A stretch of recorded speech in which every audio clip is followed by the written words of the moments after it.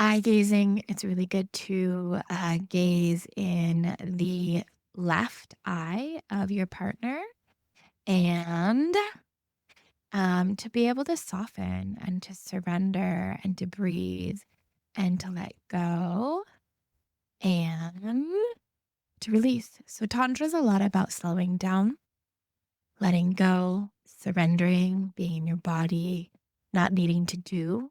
In the world we live in right now, we're on our phones a lot. We're disconnected. We're in our heads. Tantra gets us in our bodies and it has us slow down. Practicing that breath work is really powerful. Eye gazing is really powerful. And different energy exchanges, which I taught. We used roses, which I love. Roses are honestly my favorite sex toy there are. They can be used in so many different ways. Welcome to Follow Your Heartsong, where we reclaim pleasure, break taboos, and awaken to our deepest desire. I'm Rose Heartsong, bringing you raw, unapologetic conversations on sex, spirit, and self-liberation. Let's dive in. Hello, Laguna Beach. Welcome to your Sunday evening weekly ritual with your host, myself, Rose Heartsong. You're listening to Follow Your Heartsong. And this is a show where we talk a lot about sacred sexuality, holistic health, spirituality, consciousness, and question a lot of the taboos that have been maybe unconsciously programmed into us through society, religion, families, and so forth. And one of the things that we like to do is talk a lot about conscious relating through the forms of sex. And so tonight, I'm doing a solo show. It's just me, myself, and I. Today, we're going to be talking about something I actually recently found out about, and it's so valuable. And I can't believe I recently found out about it. So, because I recently found out about it, I wanted to share it here. And the fact that I recently found out about it, and I am a sex, love, and intimacy coach and a conscious kink educator, it was actually kind of surprising that I hadn't heard of it. I actually learned about it from one of my friends, Skylar Temple Singer. She's been a guest on the show, and I've kind of dove into it. So what is it? What am I talking about? I am talking about R-BDSM and sometimes T. R-BDSM and sometimes T. I'm going to use T in here tonight because I think that's important too. And what does it stand for? Before I go deep into the R-BDSM-T, I want to talk about something that I did last night because it was really juicy. And I talked about it here on this podcast or this radio show before. I hosted an amazing event in Orange County, we're in Orange County, in Newport Beach with a dear friend of mine, Grant. And we have done a recent radio show. We did one on BDSM. And we hosted a turn on toolkit workshop last night. And I want to talk about it because it was really incredible to witness the evolution and all the things I'm doing, talking on this radio show and all the things that I'm doing out there in the world with the sharing comes down to destigmatizing sexuality. So it was a Tantra and BDSM 101 course for beginners. We had 5 amazing couples show up. It was so nourishing and good. And I taught a lot about breath work and breathing and rotational breath. It's so simple and yet so erotic and so challenging at the same time and so impactful for lengthening your orgasms and creating more sensation in the body. And so rotational breath work is so a lot of times when we're having sex or breathing with another human being in general, we have a tendency to inhale at the same time and exhale at the same time. And it kind of is like, when a magnet is not magnetizing, it's the opposite and it's repulsing away. That's what same breath breathing is like. When you try to put a magnet towards itself, but it's the opposite direction and they just like can't touch, that is when you and your partner breathe in at the same time and exhale at the same time. Rotational breathing is that magnet, it's the pulling together. So simple, yet so not easy. It's you're going to breathe out. And as you breathe out, your partner breathes in. And then as you breathe out, or as you exhale, they breathe in. And as they inhale, or sort of having a hard time saying it. It's not easy. As you exhale, they breathe in. And as they exhale, you breathe in. As they exhale, you breathe in. And as you exhale, they breathe in. As they inhale, you breathe out. As they exhale, you breathe in. And it becomes this energy exchange of the breath. And you can do this just cross-legged, looking in their eyes and spending a lot of intentional time with them and paying attention to the breath. Or when you're making out and having like juicy erotic experiences, or when you're having sex, you can be doing this then. It's good to practice it when turn on isn't really activated and present, so your nervous systems can be regulated to it. And this rotational breath is incredibly powerful to create fire and heat and turn on.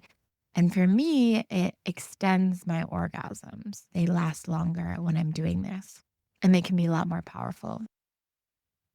Eye gazing, it's really good to gaze in the left eye of your partner and to be able to soften and to surrender and to breathe and to let go and to release. So, Tantra is a lot about slowing down, letting go, surrendering, being in your body, not needing to do. In the world we live in right now, we're on our phones a lot. We're disconnected. We're in our heads. Tantra gets us in our bodies and it has us slow down. And so practicing that breath work is really powerful. Eye gazing is really powerful, and different energy exchanges, which I taught. We used roses, which I love. Roses are honestly my favorite sex toy there are. They can be used in so many different ways. And then we started getting a little more kinky and spicy, and we practiced some flogging, which everyone was really incredibly surprised at how pleasurable and not painful it is. A lot of people see flogging as this really painful thing when they've never tried it, but it's really not that painful. It's really fun, and different types of sensation play. We played with different power dynamics. We did some bondage and express the concepts of kink and how to create and craft a scene. And it was so fun and so juicy and so playful. And it's a really good place for people to play, adults to play. It's a great place for adults to play because we are all erotic, turned on beings. And when we do it with more intention, it becomes more beautiful. Mhm. So that was last night. It was a 3-hour workshop. So incredible. I'll definitely be doing more. I'll let you guys know when they're happening. So, what is this whole R-BDSM thing? It stands for relationship, boundaries, desires, sexual health, meaning, and trauma. And so, an R-BDSM talk can be done in any type of sexual or intimate relationship. If you've been in a relationship for 20 years, you can have this conversation. Or if you're on your second date, you can have this conversation. It's healthy to do actually before you have sex with somebody new. If you're out in the dating world and you want to practice more healthy boundaries, and making sure that you're doing sexual activities that are nourishing for your soul, because we live in a world of Tinder swiping and random hookups that I feel are leaving us disassociated, disconnected, numb, unhappy, unfulfilled.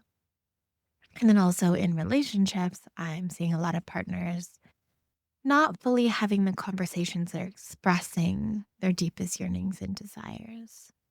And it's such an honor to hold this space and to work with clients in this way, being a sex coach, feeling their desires and hearing them and being a safe space to hold them. My invitation is that you start practicing with your words. You can have this conversation with, like I said, anyone. You can talk about it with,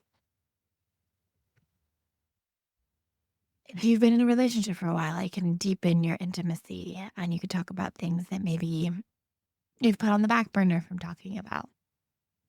A lot of relationships fall apart, not because a lot of love isn't there, because clarity isn't there, consent isn't there, and true understanding isn't there. And R-BDSM is about intentional relating. It's sort of like a ceremony of truth telling. It helps to kind of define a relationship. We definitely live in a modern dating time when a lot of relationships aren't defined. And I don't know if that's really that nourishing for our souls.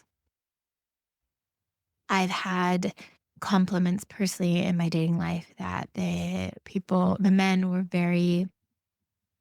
they felt a lot of relief because I was so clear and direct upfront about these things. And it created a lot less pressure and a lot more freedom just to be.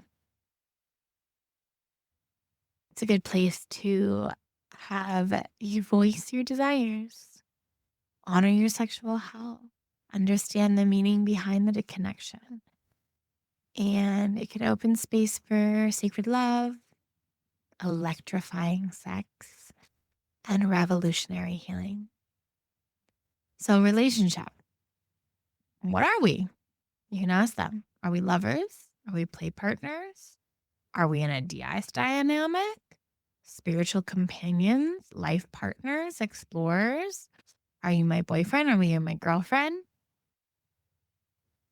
And in Tantra, because I love Tantra so much, relationships are often seen as a temple.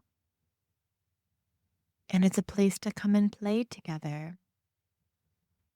So, what is the relationship? It's really good to know that. If you're married, you know what marriage is, but a lot of people get married and or are in monogamous relationships and they don't really actually define what monogamy means or what marriage means. A lot of people jump into marriage not actually talking about what that relationship means. So, what is this relationship? What are you right now? What are we becoming? Where are we going? What's your intention? Is this a one night thing? Are you open for more? Is your heart open? Is your heart closed? What type of relationship dynamic is this is? And this is the foundations of consent, right? So this is the R and R-BDSM. You're listening to Follow Your Heartsong with Rose Heartsong. And we're talking about sacred sexuality, consciousness, communication, and how to have deeper intimacy. I think it's really good to get clear. Like a lot of people are, including myself, many, many times, so afraid of rejection that we don't talk about these things up front. And then we get rejected, or it's not the type of, we waste our time, or we're in a relationship that actually isn't fulfilling, but because we don't define it. Being consensual. So, like, one of the things I talk about is I'm fiercely, adamantly ethical. And that means that I do not agree with cheating in any way, shape, or form because cheating is lying and hiding.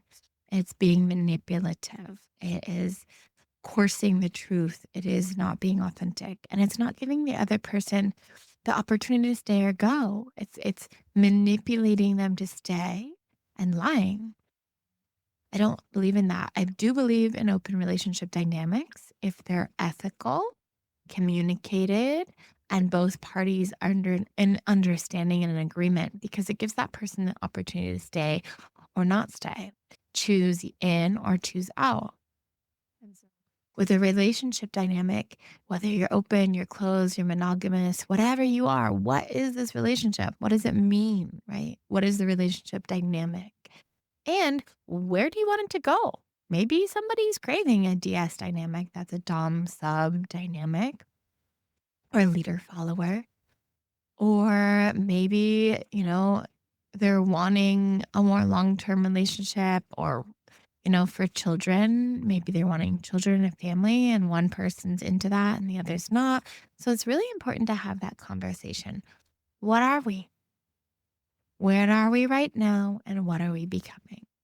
So there was a moment in my self-pleasure journey where I had to get radically honest with myself. I had to stop touching myself in the way that, honestly, if somebody else touched me like that, I'd be so freaking annoyed. Too fast, too rough, definitely too disconnected. And I realized I had been bypassing me. The crystal wands and dildos from Yoni Pleasure Palace became a part of my sacred turning point. These tools invited me to slow down, to soften, and to make love to myself. Instead of just going through the motions, I got to de-armor the numbness, the pain, the tension in my vagina.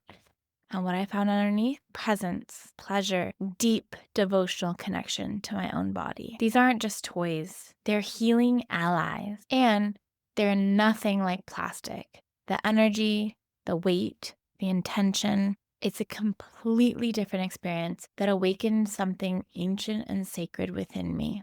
And it can do this for you too. My orgasms are deeper, my body feels alive, and my relationship with my own pleasure, it's completely transformed. So if you're ready to reclaim your sensuality in the most beautiful embodied way, I invite you to explore them for yourself. Visit yonipleasurepalace.com and use the code Rose Heartsong, ROSEHEARTSONG, at checkout for 10% off your first order. Your body is sacred. Your pleasure is your birthright. Treat yourself like the divine lover you are. Now let's get back to that episode. And then B is boundaries. So R-BDSM-T, boundaries that are not walls. They're gates that allow trust to bloom. Boundary honoring allows for sacred flow without fear. In kink, negotiations, I'm having a hard time speaking at the moment, sorry. In kink, negotiating scenes requires an absolute clarity. What's a hard no? What's a soft no? And what's a green light? Yes means nothing if you can't say no. What are your boundaries? What are your boundaries? If you're monogamous, what are those boundaries in monogamy? Are you allowed to flirt with other people? Some people, it's so funny working with clients. Some people are monogamous, completely monogamous, but they'll go to sex parties and have sex in front of people, or they're allowed to make out with other people, or they're not allowed to talk to the opposite sex or have friends with the opposite sex in any way, or they're allowed to flirt, or there's so many different nuances in monogamy. And then in open dynamics, what is the boundary with that? What does that relationship dynamic look like? The word monogamy and the word open or poly is such a broad term. And it's really important to get clear what the values are in both dynamics. What does this relationship dynamic mean? And what are the boundaries in it?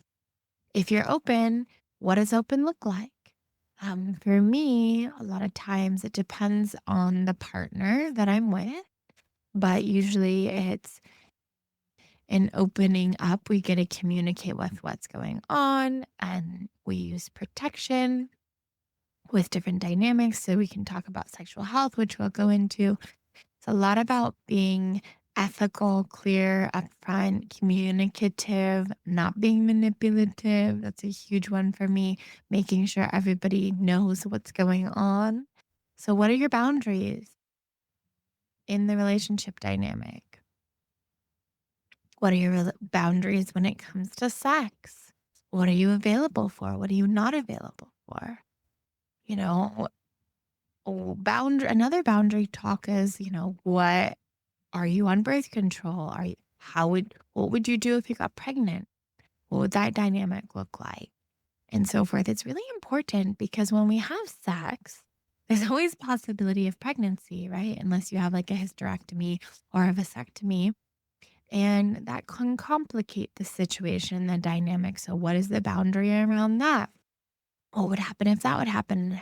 How are you going to navigate and negotiate that situation to make sure it doesn't happen? Or if you want it to happen, when would that time be and how would you communicate it? There's so many different forms of boundaries, but being crystal clear on what your boundaries are physically, emotionally, spiritually, mentally, all of that is really, really important in the dynamic of any relationships, right? It's a space in which you can learn to love each other more and surrender more and deepen more. And now we're gonna go to desires. Desires are fun. Desires are holy. They really are. They're a gateway to the divine and they're life force moving through you.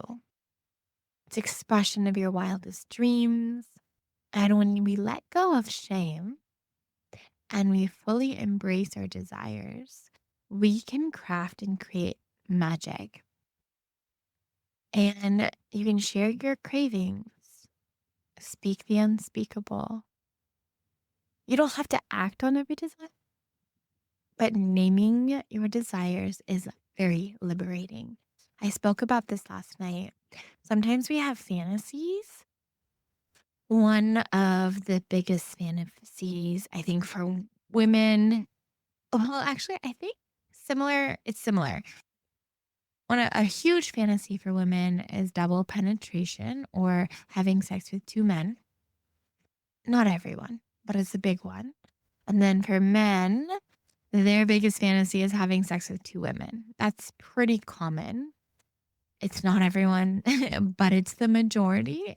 If you talk to women or men, it'll get down to that one. And I was talking about it last night in my workshop. It's maybe a threesome is off the cards and it's not something that you're available for, but you can do role play or fantasy play. If a woman's fantasy and desire is to have DP or it's double penetration, they're not available, like their partner's not available for that with an actual another person, they can, use a dildo or a butt plug and role play it and dirty talk it and express what it is that the turn on is and use that energy in the bedroom to turn them on. Doesn't mean your desires need to be fulfilled or your fantasies, but it's important to express your desires with non attachment. I think a lot of people express their desires and they're so afraid of expressing them and speaking them and having them be heard because they're shamed. And then they're like, okay, if I'm going to express my desire, then my desire has to be fulfilled and my partner has to fulfill it. And that's not true. Nobody has to do anything, right? Unless there's a consensual agreement and a promise made, nobody's expected to do anything. And I think a lot of times breakdown in relationships is unspoken expectations aren't fulfilled. And then frustration happens because that partner didn't fulfill that expectation that you had that you didn't tell them. It's not fair. So your desires are your desires. And they're holy and they're special and they're important. And sharing them with non attachment. And if your partner is going to meet you in a healthy way, they can say, okay, I hear that your desire is for double penetration. I don't feel comfortable with that. But how can we play with that energy in the bedroom in a way that's an erotic turn on for both of us? Maybe you can go to a sex toy store and go get a realistic dildo and pretend like it's another person or something like that. There's a lot of different ways of playing out the desires and the fantasies in a way that's safe and feels good for you. And also, you can talk about the boundaries around those desires as well. Desires are sacred, and I highly recommend and invite you to start expressing your desires with non-attachment. And me being an Aries, I am really good at that. I'm really good at expressing my desires out loud. And something that I've noticed in that is because we're so afraid of expressing our desires. We're so okay with saying what we don't like and what doesn't work for us and what's a no. We're so good at being like focusing on what's not working. And yet it's so hard for us to focus on our desires and express them verbally, which is really sad. So, this is an awesome opportunity for that. Remember, we talked about what is this relationship? What does it mean? What are our boundaries? What is our desire? And S. So R-BDSM, R relationship, B boundaries, D desires, S is sexual health. And I did a whole episode on this one. And your body's a temple. And I gotta say, I think too many people are out there sleeping around, not talking about sexual health, and not getting tested enough, and not using condoms when they should be. It's just my truth. Your sexual health is important. Talking about your sexual health is important. Getting tested is important. Knowing what your partner's status is important before having sex with them, especially if you're not using a condom. Talking about it before you have sex, before erotic turn on is present, is important. What is your STI status? How do you want to practice safe sex? Talking about energy hygiene too, if you're in an open dynamic. This one is so important for me. I found that I have a problem with my open relationships if the energy of the person that I'm sleeping with isn't clean. When I say isn't clean, I mean they're really deeply struggling with addiction, or they're struggling with depression really bad, or they're struggling with anxiety, or they have a high substance use, or they drink a lot, or they're, not taking care of their body or their vessel, or they're overweight. Not that I have any issues with being overweight, except for the fact that a lot of times overweight energy, it can hold a lot of toxins in it. To me, my body is a vessel, and I spend so much time and energy and devotion to taking care of making sure I'm chemical free. As another one, I'm really sensitive to chemicals. So I'm really clear with my partners up front about that. I don't want chemicals on my bed sheets. I don't want chemicals on the partner, like with perfumes and so forth. These are part of my sexual health as well, and also my boundaries. But really, it's like what kind of energy exchange when you have sex with multiple people, you're taking on the energy of the other people they're having sex with. And it's really, really important. I don't want to have sex with somebody who's eating fast food every day.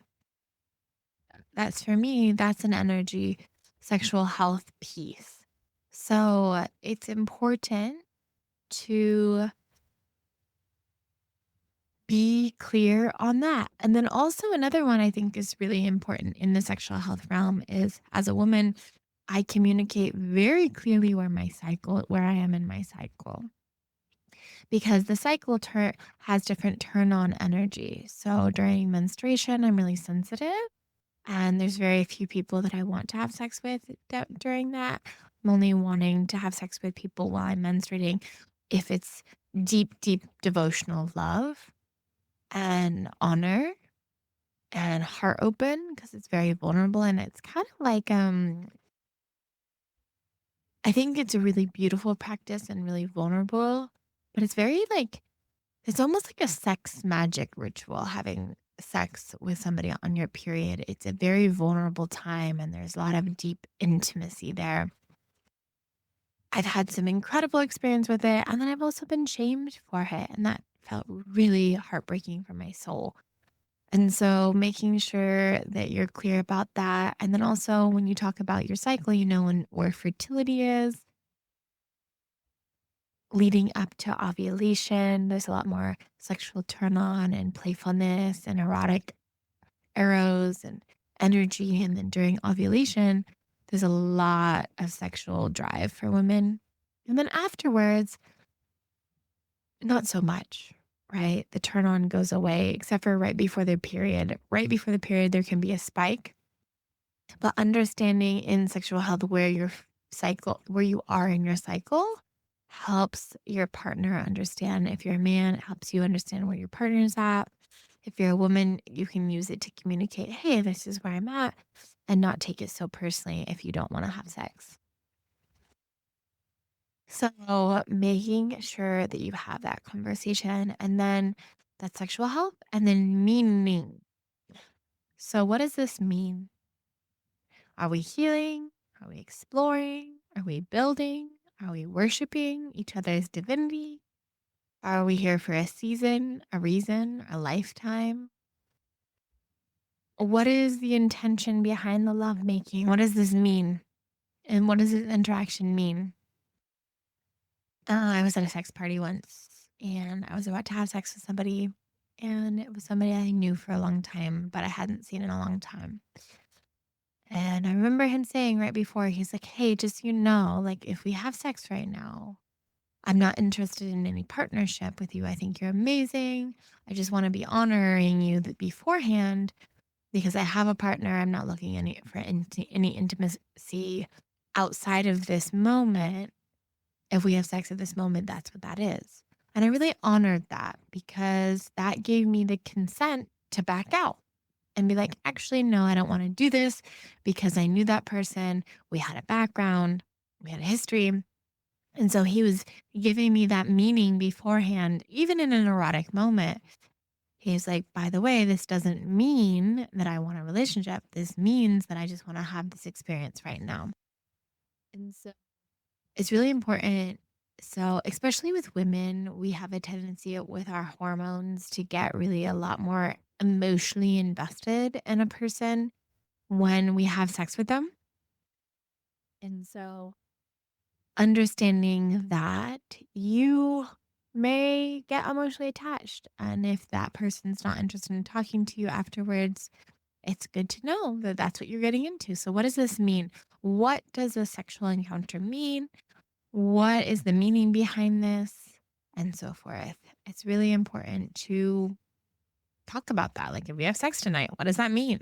Does that mean you're going to talk to me tomorrow? Are you going to call me? Are you going to spend the night? That's another big one. If I'm going to have sex with somebody for the first time, I like to know if whether or not they're going to spend the night or if I'm allowed to spend the night, because then that sets me up for whether or not I want to do that or not. See, these questions give you the opportunity to back out if they're not in alignment with your values or doesn't make you feel good.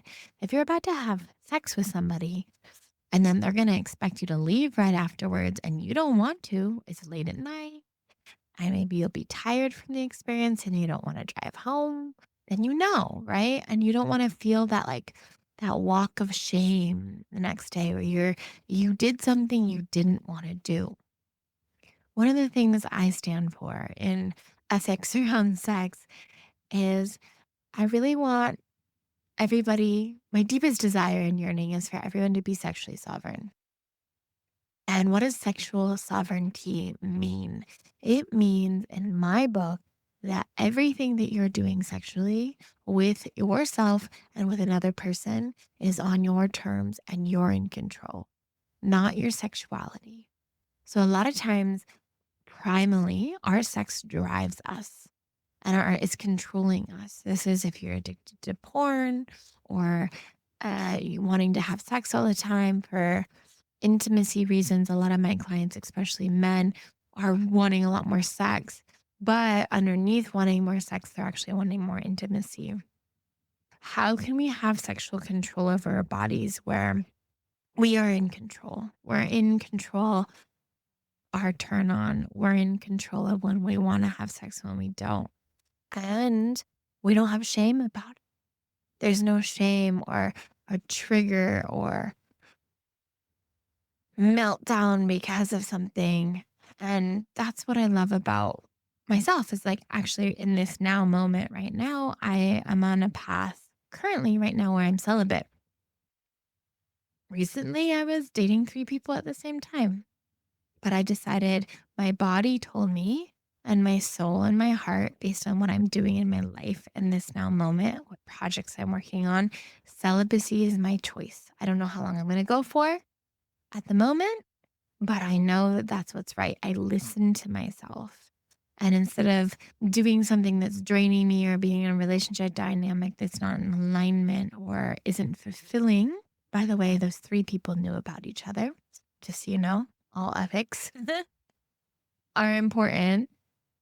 Being consensual, being in control, and not feeling shame. I don't feel shame that I'm a sex coach that's celibate right now. I don't feel shame when I go into a sex party. And if I want to have sex and I say yes, I don't feel shame about that. Or if I don't touch another person, I don't feel shame about that. I don't feel shame that I'm talking about the radio about my sex life. That is my desire. My desire is that we live in a world in which sex isn't shamed.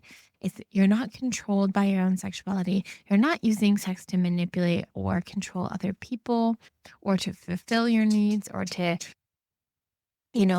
disassociate from stress.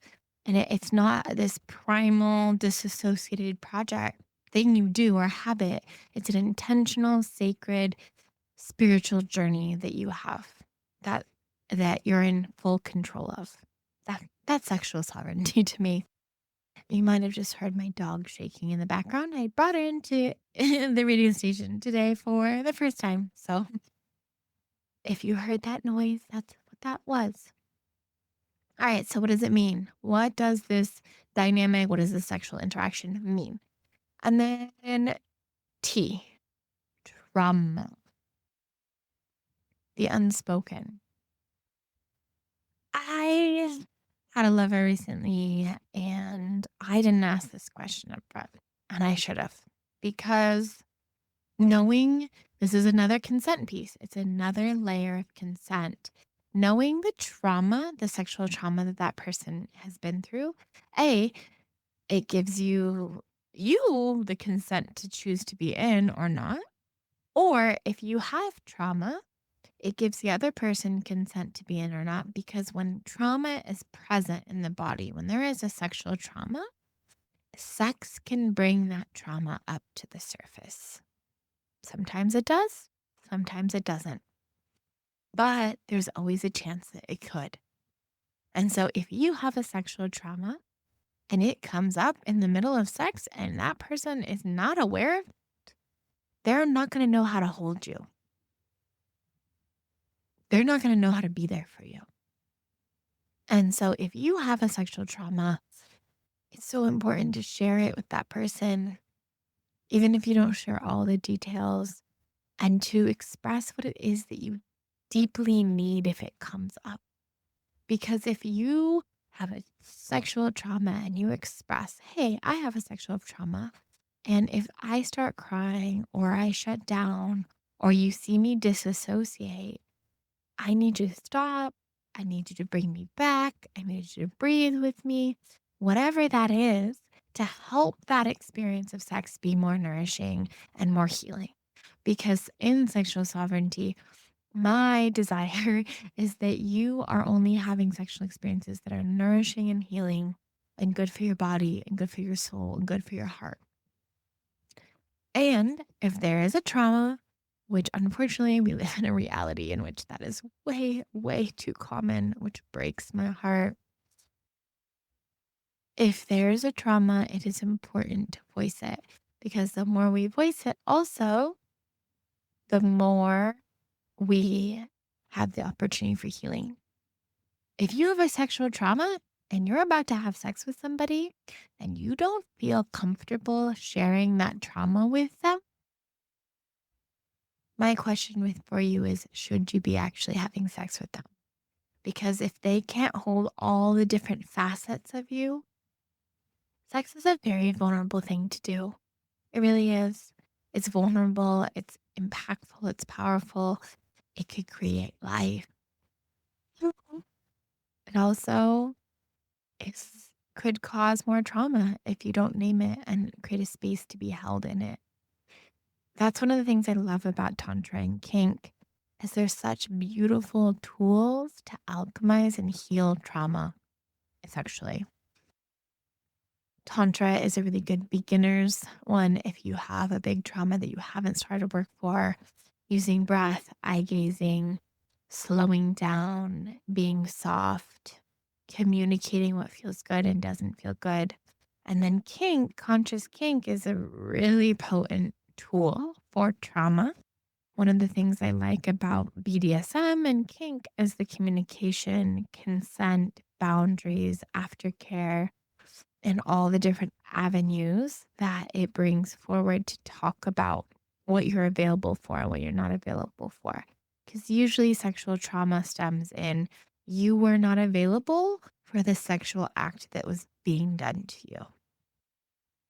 So when you're able to communicate, hey, this sexual act, I'm not available for that, and that person respects it, it can create a beautiful healing opportunity. You should not be having sex with somebody that you say, I am not available for, and they do it anyways. You should never be allowing somebody in a sexual experience with you that doesn't respect your boundaries and doesn't focus on consent. That is you should get up and get out or do whatever you need to do to get out of that situation. I'm talking about conscious sexuality. I'm talking about spirituality and sexuality. I'm talking about healing with sex, not creating trauma with sex. That's really incredibly important to remember that we live in a world with a lot of trauma. And so if you're wanting to work through that trauma, communicating that trauma with your partner and giving them consent to be working with you, see if they can hold you. See if they're willing to hold that space for you, right? When I was having an interaction with this person and I didn't ask it, I didn't want to know. Honestly, I wanted to be ignorant. I'll just be honest. And then I did find out what it was. I was like, oh, wow, like that trauma was going into me and I wasn't creating space to hold it. I didn't allow it space to heal and alchemize because I didn't choose to be conscious and aware of that trauma. Naming a trauma is power. It's not for pity. It's for sovereignty. Naming it, owning it, claiming it, and asking for support and healing it is a very powerful, powerful thing to do. Use this framework as a living ceremony. Use this framework of the R-BDSM-T as a way to be more intentional with your sexuality, as a way to bring spirituality and consciousness and connection and consent and boundaries and conversation and awareness to your sexual truth. Maybe you can have it after your first kiss. If you can feel that there's sexy time coming on. Maybe you can have this conversation before your first kink scene or erotic scene. Maybe you can have it on your fifth date. Maybe after years together, when it's time to evolve your relationship. Set a date to have, schedule it out. Don't just like throw it on somebody. Just say, hey, I want to have a conversation about our relationship. It's called R-BDSM-T. When are you available for that? Schedule it out. Don't like dump it on somebody. Set a space, maybe light a candle, pour some tea. Damiana tea is my favorite. Hold hands, look at each other in the eyes, do your rotational breath, and walk through these questions. Make it devotional, make it deliciously uncomfortable, and make it real. And it's normal to feel fear. It's what if they reject me when I name my desires? That could happen. What if they think I'm too much? That could happen. What if they leave me when I share my trauma? That could happen. And still, you gotta risk it, because do you really want to have sex with somebody who doesn't hold space for your trauma? If you have trauma, it's like debilitating, or that is haunting you, or that is a huge part of who you are. Do you really want to be with somebody who shames your desires? Do you really want to be somebody who thinks you're too much? Like, are you going to even be able to be yourself? The truth, the absolute truth is the ultimate foreplay. It's the bedrock of sacred, spiritual union, of intentional communication and intimacy. I invite you to begin by asking yourself, where do I need more clarity? What part of me is hungry to be seen, loved, held without masks?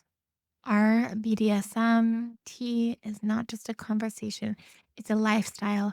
It's a bridge between erotic play and spiritual devotion. Thank you for being courageous. Thank you for loving yourself enough to want more. And thank you for being on this journey with me. Thank you for exploring the arrows of sacred sexuality, of coming on this Follow Your Heartsong journey, following your heart song. What lights your heart on fire? What do you desire? That's what this whole podcast is about, is allowing yourself to follow your own heart song. What makes you feel the most vibrant and alive and passionate and free? And you.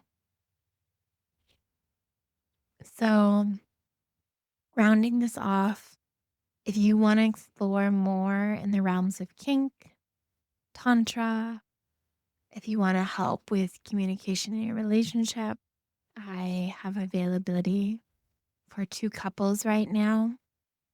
And I love to go on a journey with them for 3 months, really diving deep into intimacy and communication, and dissecting what's working, what's not working, and unraveling and exploring and playing. I don't have any sexual interactions with my clients. It's kind of like therapy, but just a little bit more spicy. And we get curious, and we play, and we try new things, and we explore. And I've had multiple clients inform me that working with me for 3 months was more impactful than working with their therapist, for 3 years. If you're interested, go to roseheartsong.com, ROSEHEARTSONG.com, and you can schedule a consultation with me. And I'd love to see if maybe you'd want to work together. Again, thank you so much for being here on Follow Your Heartsong. We're here every single Sunday from 9 p.m. to 10 p.m. Pacific Standard Time here on KXFM, Laguna's Community Radio. And I hope you have an absolutely gorgeous and beautiful night. Talk to you soon. You felt that, didn't you? Let it sink in, take what you need, leave the rest, and always trust yourself. If this spoke to you, please follow, like, and share. That helps the message reach those who need it. Stay wild, stay free, and keep following your heart.